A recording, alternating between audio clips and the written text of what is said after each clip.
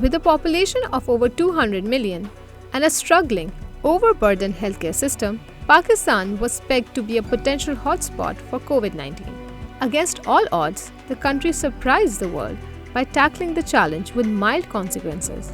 3 years in, the pandemic lingers on, with new variants inducing fresh waves of infections and lockdowns across the world.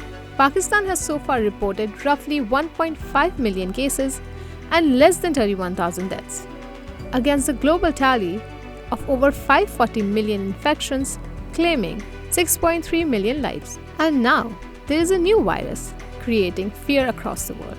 Monkeypox, which was usually common in the African regions, has now been detected in at least 28 countries, including the United Kingdom and United States. With a new COVID-19 wave and monkeypox threat, is Pakistan ready for another infectious outbreak? On today's episode of Spotlight, we have former Executive Director of the Jinnah Post-Medical Center, Dr. Simi Jamali, discussing the capacity and longevity of Pakistan's infectious disease control. I think we're seeing some cases coming up in the Western countries, especially in the US and in European countries. I think they took off their masks very early. We still need to, kind of have the masks on. We still need to sanitize our hands or wash our hands, and I think keep fair amount of distance. Sit in rooms that are well ventilated, and I think we still need to follow the SOPs. Same is for the monkeypox, because I think monkeypox is something that is not going to be very common. It's not going to be like an epidemic as was COVID, because that was airborne and this is not airborne.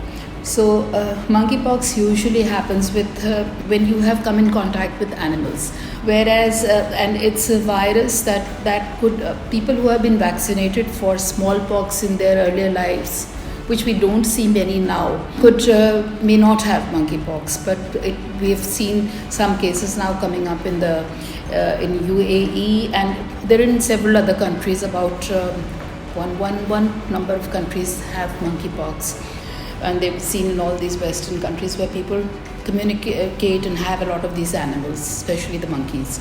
So I think that it is not going to be an epidemic so far as we see, and it's not going to be as bad.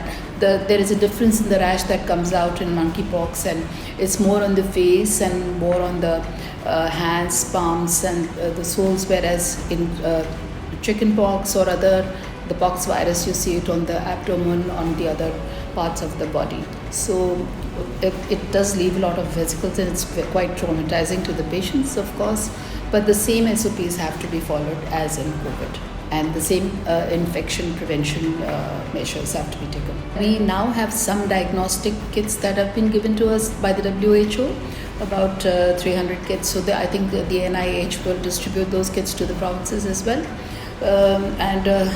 If it so happens, obviously we can't abandon patients, and we will be able to, I'm sure, deal with them, because we've dealt with other epidemics and with the pandemic and with the other emergencies. So I think it's going to be the same.